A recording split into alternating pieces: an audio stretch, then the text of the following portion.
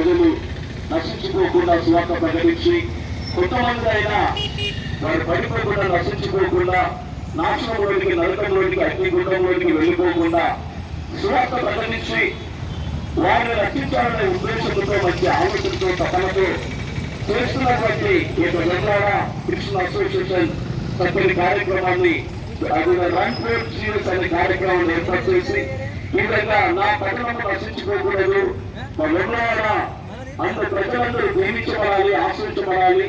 పాపంలో శాపంలో గుడ్డులాడుతున్న ప్రజలు, నరకంలో గుడ్డులాడుతున్న ప్రజలు, వ్యాధితో రోగంతో జబ్బుతో సమస్యల చేత గుడ్డులాడుతున్న ప్రజలు, ఏ మనుషులు కూడా విడిపించాలని పరిస్థితుల నుంచి మనకు యేసుక్రీస్తు ఒకరు మాత్రమే విడిపించగలరని ఆలోచన తలపు కలిగి ఈ యొక్క కార్యక్రమం ఏర్పాటు చేసి ఉన్నారు కనుక అందుని బట్టి ప్రత్యేకమైన వందనాలు తెలియజేస్తున్నాం.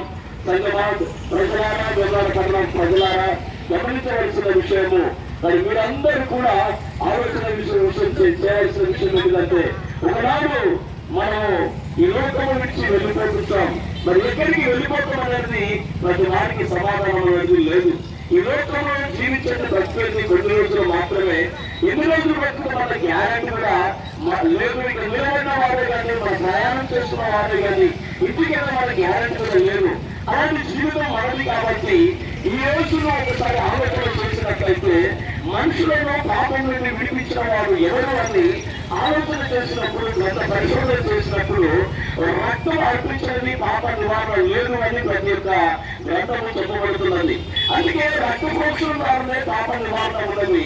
సర్వమానవాళి కొరకు యేసుక్రీస్తు అనగా ఈ యేసు ఎవరు 2020 సంవత్సరాల కింద పుట్టారు కదా, అంతకు ముందు ఎంతో మంది ఉన్నారు కదా అని అనేక మంది ఆలోచన చేస్తున్నారు.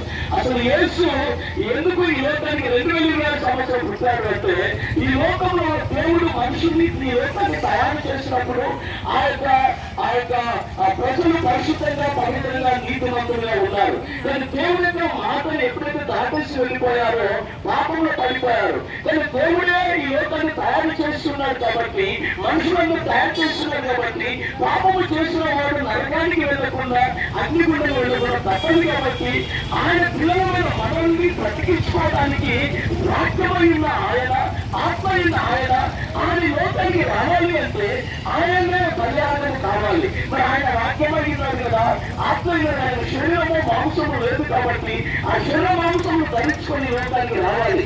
ధర్మశాస్త్ర గ్రంథంలో కోడల రక్తము, గొర్రెల రక్తము, మేకల రక్తము ద్వారా పాపం నివారణ ఉండదని చెప్పాడు. కానీ అనేక మంది గొర్రెలు, మేకలు రక్తము అర్పించుకుంటూ పాపము విడుదల ఉన్నదని పాపం చేసుకుంటూ రక్తాన్ని అర్పించుకుంటూ, పాపం చేసుకుంటూ రక్తాన్ని అర్పించుకుంటూ ఇలా కంటిన్యూషన్ రొటేషన్ వెళ్తుంది కాబట్టి మనిషి అనేవాడు మారలేదు, పాపం పండుకోలేదు. అందుకే ఈ విషయంలో అందరినీ యేసుక్రీస్తు నేనే ఈ లోకానికి బలిగా వెళ్ళాలని ఆయన కృపాకు సత్య సంపూర్ణంగా ఈ లోకానికి రావడం జరిగింది.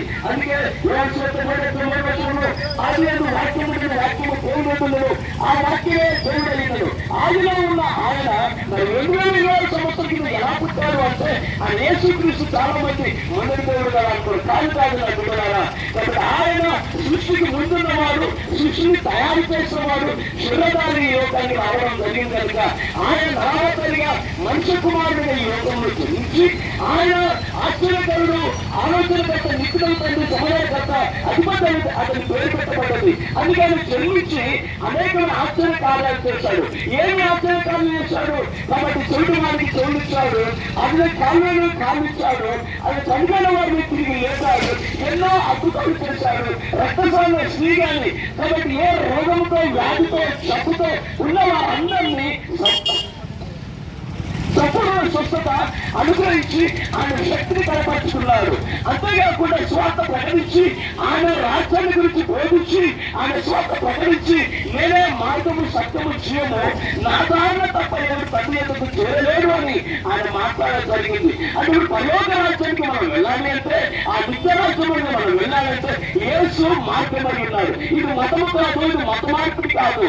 కాబట్టి ఇది కేవలము నీవు నశించుకోకుండా, నరకంలోకి వెళ్ళకుండా నీవు మావలే ఆ పరలోక రాజ్యానికి రావాలని, ఆ రక్షణ మార్గం నడవాలని ఏ కులమైనా మతమైనా క్రీస్తునికి వస్తే, క్రీస్తును ఆరాధిస్తే క్రీస్తు మతము కాదు, ఆయన మార్గమై ఉన్నాడు. ఒక వ్యక్తికి ఒక యాక్టర్ ఉన్నాడు అనుకోండి, ఆయనకి ఎంతో మంది అభిమానులు ఫాలోవర్స్ చాలా మంది ఉన్నారు.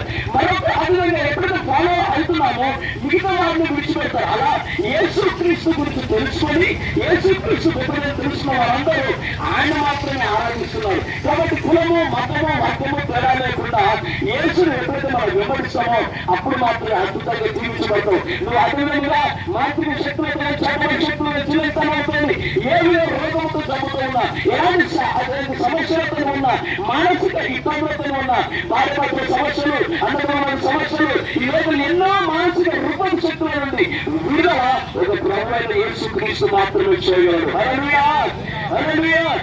అందుకే ఆయన లేఖనం శ్రమిస్తుంది, యేసు ఇచ్చిన నామము లేదు. కానీ ఏ నామంలో రక్షణ కలుగునంటే యేసు నామంలోనే రక్షణ ఉంది. హల్లెలూయా. యేసు అనే రక్షకుడు.